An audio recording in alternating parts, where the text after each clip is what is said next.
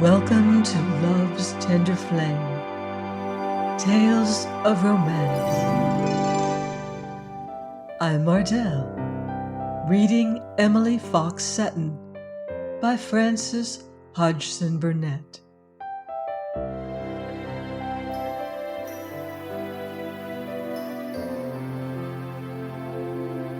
Chapter 6. The drive to the ruins had been a great success. It was a drive of just sufficient length to put people in spirits without fatiguing them. The party came back to lunch with delightful appetites. Lady Agatha and Miss Cora Brooke had pink cheeks. The Marquis of Walderhurst had behaved charmingly to both of them. He had helped each of them to climb about among the ruins and had taken them both up the steep, dark stairway of one of the towers and stood with them looking over the turrets into the courtyard and the moat. He knew the history of the castle and could point out the banquet hall and the chapel and the serving places, and knew legends about the dungeons. "He gives us all a turn, Mother," said Miss Cora Brooke. "He even gave a turn yesterday to poor Emily Fox-Seton. He's rather nice." There was a good deal of laughter at lunch after their return. Miss Cora Brooke was quite brilliant in her gay little sallies. But though she was more talkative than Lady Agatha, she did not look more brilliant. The letter from Curzon Street had not made the beauty shed tears. Her face had fallen when it had been handed to her on her return, and she had taken it upstairs to her room with rather a flagging step. But when she came down to lunch, she walked with the movement of a nymph. Her lovely little face wore a sort of tremulous radiance. She laughed like a child at every amusing thing that was said. She might have been 10 years old instead of 22. Her color, her eyes, her spirit seemed of a freshness so infantine. She was leaning back in her chair, laughing enchantingly at one of Miss Brooke's sparkling remarks, when Lord Walderhurst, who sat next to her, said suddenly, glancing round the table, "But where is Miss Fox-Seton?" It was perhaps a significant fact that up to this moment nobody had observed her absence. It was Lady Maria who replied. "I'm almost ashamed to answer," she said. "As I have said before, Emily Fox-Seton has become the lodestar of my existence. I cannot live without her. She has walked over to Mondel to make sure that we do not have a dinner party without fish tonight." "She has walked over to Mondel," said Lord Walderhurst, "after yesterday?" "There was not a pair of wheels left in the stable," answered Lady Maria. "It is disgraceful, of course, but she is a splendid walker, and she said she was not too tired to do it. It is the kind of thing she ought to be given the Victoria Cross for, saving one from a dinner party without fish." The Marquis of Walderhurst took up the cord of his monocle and fixed the glass rigidly in his eye. "It is not only 4 miles to Mondel," he remarked, staring at the tablecloth, not at Lady Maria, "but it is 4 miles back." "By a singular coincidence," said Lady Maria. The talk and the laughter went on, and the lunch also. But Lord Walderhurst, for some reason best known to himself, did not finish his. For a few seconds he stared at the tablecloth, then he pushed aside his nearly disposed of cutlet. Then he got up from his chair quietly. "Excuse me, Maria," he said, and without further ado went out of the room and walked toward the stables. There was excellent fish at Mondel. Batch produced it at once, fresh, sound, and desirable. Had she been in her normal spirits, Emily would have rejoiced at the sight of it and have retraced her 4 miles to Mallow in absolute jubilation. She would have shortened and beguiled her return journey by depicting to herself Lady Maria's pleasure and relief. But the letter from Mrs. Cupp lay like a weight of lead in her pocket. It had given her such things to think of as she walked that she had been oblivious to heather and bees and fleece-bedecked summer blue sky, and had felt more tired than in any tramp through London streets that she could call to mind. Each step she took seemed to be carrying her farther away from the few square yards of her home the bed-sitting room had represented under the dominion of the Cupps. Every moment she recalled more strongly that it had been home. Home. Of course, it had not been the third-floor back room so much as it had been the Cupps who had made it so, who had regarded her as a sort of possession, who had liked to serve her, and had done it with actual affection. "I shall have to find a new place," she kept saying. "I shall have to go among quite strange people." She had suddenly a new sense of being without resource. That was one of the proofs of the curious heaviness of the blow the simple occurrence was to her. She felt temporarily almost as if there were no other lodging houses in London, though she knew that really there were tens of thousands. The fact was that though there might be other Cupps or their counterparts, she could not make herself believe such a good thing possible. She had been physically worn out before she had read the letter, and its effect had been proportionate to her fatigue and lack of power to rebound. She was vaguely surprised to feel that the tears kept filling her eyes and falling on her cheeks in big, heavy drops. She was obliged to use her handkerchief frequently, as if she was suddenly developing a cold in her head. "I must take care," she said once quite prosaically, but with more pathos in her voice than she was aware of, "or I shall make my nose quite red." Though Batch was able to supply fish, he was unfortunately not able to send it to Mallow. His cart had gone out on a round just before Miss Fox-Seton's arrival, and there was no knowing when it would return. "Then I must carry the fish myself," said Emily. "You can put it in a neat basket." "I'm very sorry, miss, I am indeed, miss," said Batch, looking hot and pained. "It will not be heavy," returned Emily, "and her ladyship must be sure of it for the dinner party."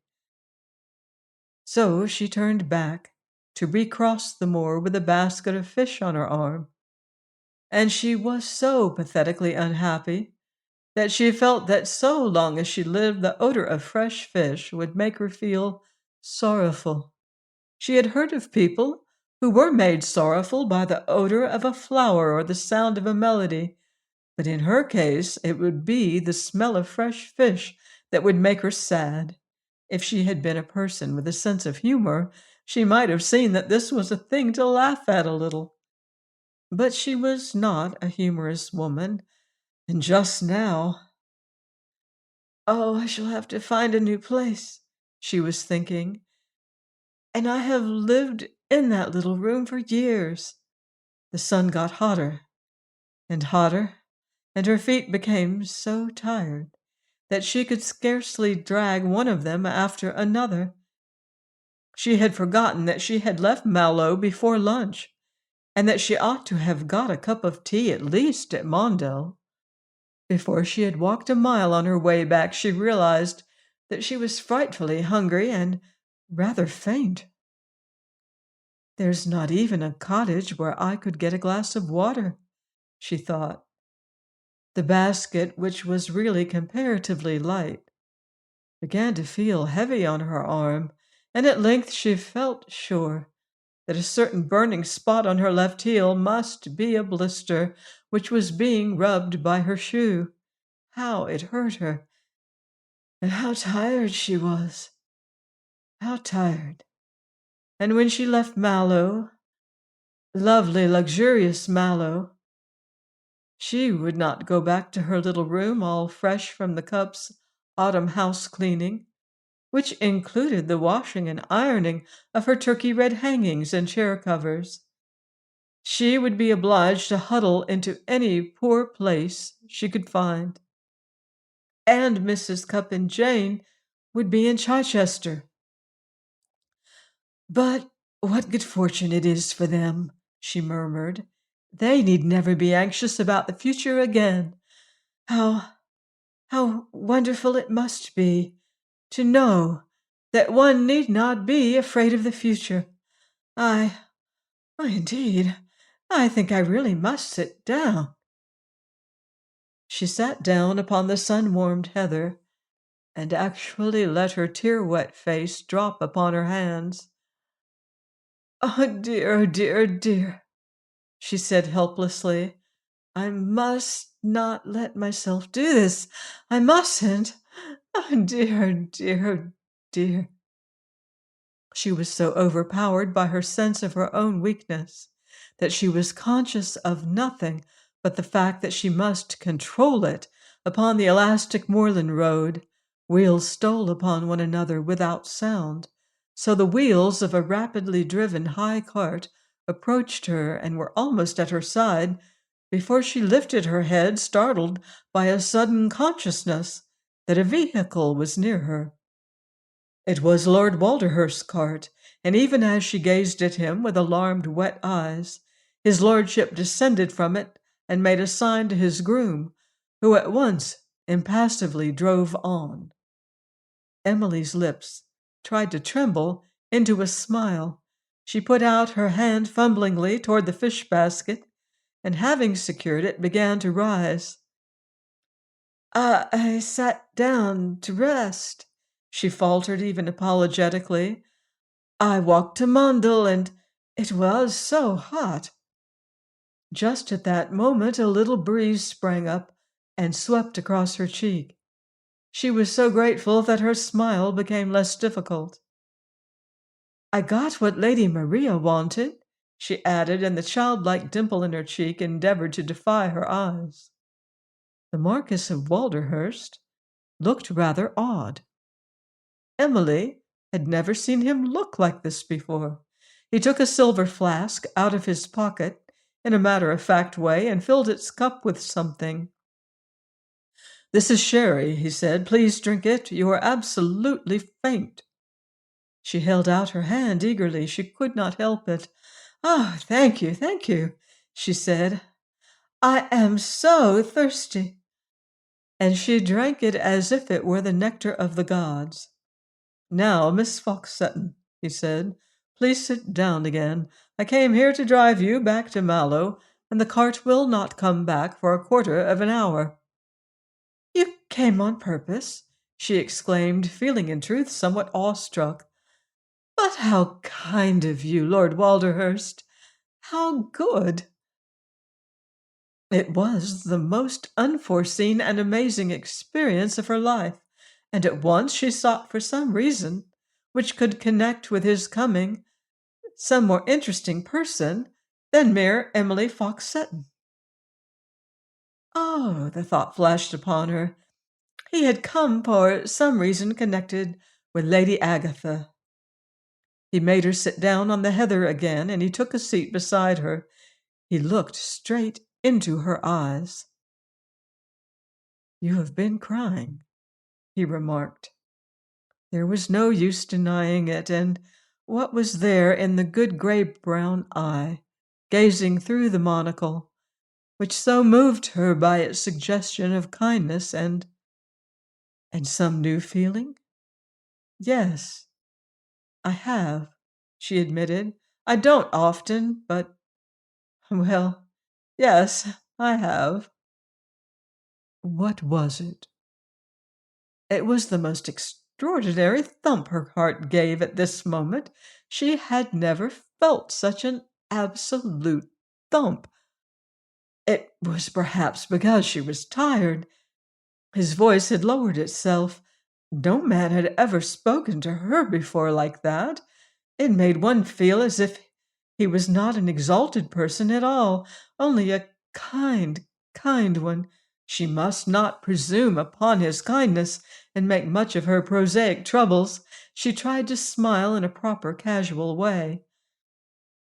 Oh, it was a small thing, really, was her effort at treating the matter lightly.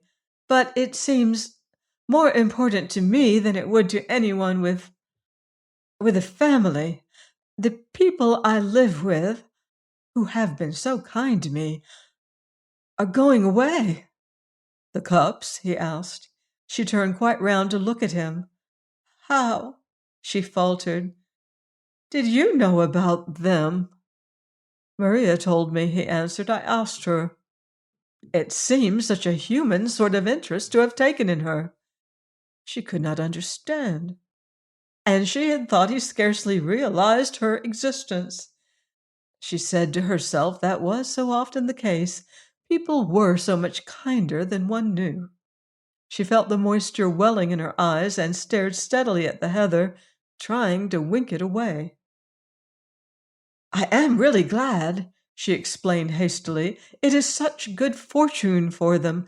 Mrs. Cupp's brother has offered them such a nice home. They need never be anxious again. But they will leave Mortimer Street, and you will have to give up your room.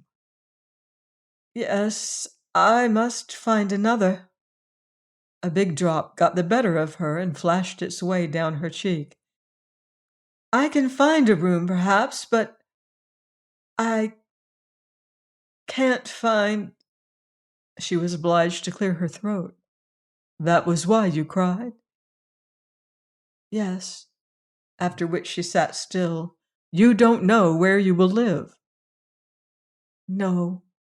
She was looking so straight before her and trying so hard to behave discreetly that she did not see that he had drawn nearer to her. But a moment later she realized it, because he took hold of her hand. His own closed over it firmly. Will you? He said. I came here, in fact, to ask you if you will come and live with me. Her heart stood quite still. Quite still. London was so full of ugly stories about things done by men of his rank, stories of transgressions, of follies, of cruelties. So many were open secrets. There were men who, even while keeping up an outward aspect of respectability, were held accountable for painful things. The lives of well-born struggling women were so hard. Sometimes such nice ones went under because temptation was so great. But she had not thought, she could not have dreamed. She got on her feet and stood upright before him. He rose with her, and because she was a tall woman, their eyes were on a level. Her own big and honest ones were wide and full of crystal tears. Oh, she said in a helpless woe. Oh! It was perhaps the most effective thing a woman ever did. It was so simple that it was heartbreaking. She could not have uttered a word. He was such a powerful and great person, and she was so without help or stay. Since the occurring of this incident, she has often been spoken of as a beauty, and she has without doubt had her fine hours. But Walderhurst has never told her that the most beautiful moment of her life was undoubtedly that in which she stood upon the heather, tall and straight and simple, her hands hanging by her sides, her large tear-filled hazel eyes gazing straight into his. In the femininity of her frank defenselessness, there was an appeal to nature's self in man which was not quite of earth. And for several seconds they stood so and gazed into each other's souls. The usually unilluminated nobleman and the prosaic young woman who lodged on a third-floor back in Mortimer Street. Then quite suddenly something was lighted in his eyes, and he took a step toward her. Good heavens, he demanded, What do you suppose I'm asking of you?" "I don't know," she answered. "I don't know." "My good girl," he said, even with some irritation, "I'm asking you to be my wife. I am asking you to come and live with me in an entirely respectable manner as the Marchioness of Walderhurst." Emily touched the breast of her brown linen blouse with the tips of her fingers. "You are asking me?" she said. "Yes," he answered. His glass had dropped out of his eye, and he picked it up and replaced it. "There is Black with the cart," he said. "I will explain myself with greater clearness as we drive back to Mallow." The basket of fish was put in the cart, and Emily Fox-Seton was put in. Then the Marquis got in himself and took the reins from his groom. "You will walk back, Black," he said, "by that path," with a wave of his hand in a diverging direction. As they drove across the heather, Emily was trembling softly from head to foot. She could have told no human being what she felt. Only a woman who has lived as she had lived, and who had been trained as she had been trained, could have felt it.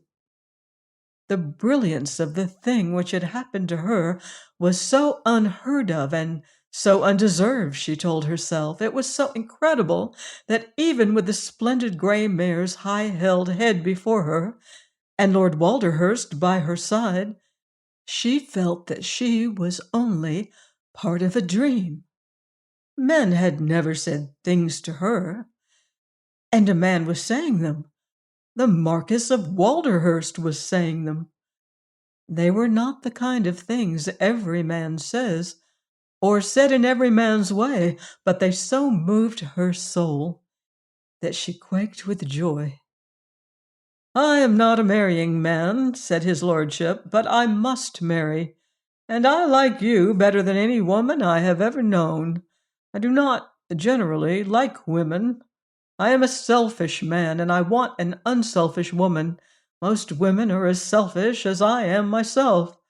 I used to like you when I heard Maria speak of you. I have watched you and thought of you ever since I came here. You are necessary to every one, and you are so modest that you know nothing about it. You are a handsome woman, and you are always thinking of other women's good looks." Emily gave a soft little gasp. "But Lady Agatha," she said. "I was sure it was Lady Agatha." "I don't want a girl," returned his lordship. "A girl would bore me to death. I am not going to dry nurse a girl at the age of 54. I want a companion." "But I am so far from clever," faltered Emily. The Marquis turned in his driving seat to look at her.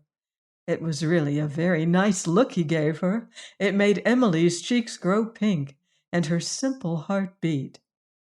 "You are the woman I want," he said. "You make me feel quite sentimental." When they reached Mallow, Emily had upon her finger the ruby which Lady Maria had graphically described as being as big as a trouser button. It was indeed so big that she could scarcely wear her glove over it. She was still incredible, but she was blooming like a large rose. Lord Walderhurst had said so many things to her that she seemed to behold a new heaven and a new earth. She had been so swept off her feet that she had not really been allowed time to think, after that first gasp, of Lady Agatha. When she reached her bedroom, she almost returned to earth as she remembered it. Neither of them had dreamed of this, neither of them. What could she say to Lady Agatha? What would Lady Agatha say to her? Though it had not been her fault, she had not dreamed that such a thing could be possible. How could she? Oh, how could she? She was standing in the middle of her room with clasped hands. There was a knock upon the door, and Lady Agatha herself came to her. What had occurred? Something It was to be seen in the girl's eyes, and in a certain delicate shyness in her manner. "Something very nice has happened," she said. "Something nice?" repeated Emily. Lady Agatha sat down. The letter from Curzon Street was in her hand, half unfolded. "I have had a letter from Mamma. It seems almost bad taste to speak of it so soon, but we have talked to each other so much, and you are so kind, that I want to tell you myself. Sir Bruce Norman has been to talk to Papa about me." Emily felt that her cup filled to the brim at the moment. "He is in England again?" Agatha nodded gently. "He only went away to test his own feelings before he spoke. Mamma is delighted with him.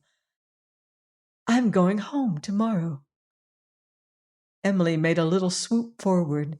"You always liked him," she said.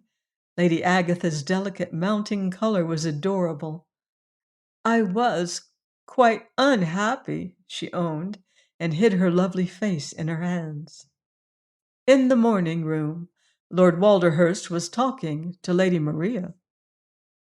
"You need not give Emily Fox-Seton any more clothes, Maria," he said. "I am going to supply her in future.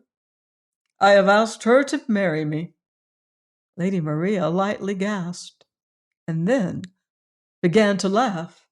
"Well, James," she said, "you certainly have much more sense than most men of your rank and age." I hope you've enjoyed this story. Please join me next season here on Love's Tender Flame for another tale of romance. Until then, love deeply and live beautifully.